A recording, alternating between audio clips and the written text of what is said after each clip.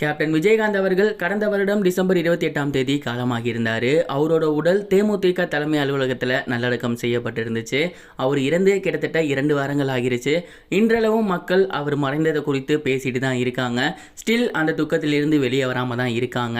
இந்த ஒரு நிலையில தான் அவர் இறந்து 14 நாட்கள் ஆனதுனால அவங்களோட வீட்டில் திதி கொடுக்குற பணி இன்னைக்கு நடைபெற்று இருந்துச்சு.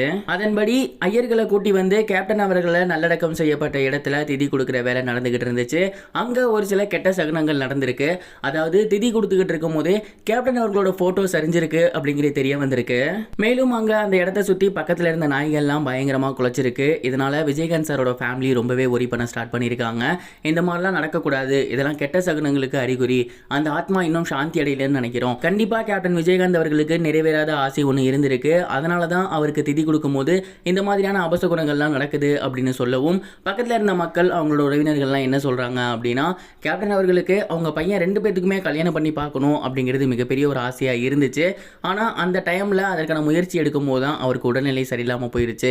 ஸோ தான் பையன் கல்யாணத்தை பார்க்க முடியலங்கிற வருத்தம் அவருக்கு இருக்கலாம். அதனால நல்ல பொண்ணாக பார்த்து திருமணம் பண்ணி உங்கள் ஒய்ஃபோட இந்த நினைவிடத்துக்கு வந்து சாமி கும்பிட்டீங்க அப்படின்னா உங்கள் அப்பாவோட ஆத்மா சாந்தி அடையும், அந்த ஒரு விஷயத்தை பண்ணுங்க அப்படிங்கிற மாதிரி நிறைய பேர் சொல்லிக்கிட்டு இருக்காங்க.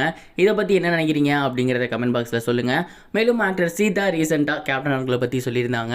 அவரோட மறைவு எங்களால் ஏற்றுக்கவே முடியல, ரொம்ப சுட்டித்தனமானவர், சண்டை நடிப்பு அப்படிங்கிறதெல்லாம் தாண்டி மக்கள்கிட்ட ரொம்ப எளிமையாக பழகக்கூடியவர், எங்களெல்லாம் ரொம்ப சேஃபாக பார்த்துக்கிட்டாரு. இது மட்டும் இல்லாமல் கேப்டன் அவர்களுக்கு ஜோஷியம் பார்க்குறது ரொம்பவே நல்லா தெரியும். நிறைய டைம் எங்களோட ராசி நட்சத்திரம்லாம் கேட்டு இதுதான் நடக்கும் அப்படின்னு சொல்லுவார். எங்களுக்கு பார்த்த மாதிரி அவருக்கு அவரே பார்த்துருந்தா இது நடந்திருக்காதோ என்னவோ அப்படின்னு ரொம்பவே சோகமாக பேசியிருந்தாங்க. மேலும் கேப்டன் அவர்களோட மறைவு அப்படிங்கிறது ஸ்டில் என்னால் ஏற்றுக்கவே முடியலை அப்படிங்கிற மாதிரியும் சொல்லியிருந்தாங்க. இது வரைக்கும் கனெக்டிங் டிவிக்கு சப்ஸ்கிரைப் பண்ணனா மறக்காமல் சப்ஸ்கிரைப் பண்ணிக்கங்க. உடனடி அப்டேட்ஸ் பெறுவதற்கு நோட்டிஃபிகேஷன் பெல்லையும் கிளிக் பண்ணிக்கங்க.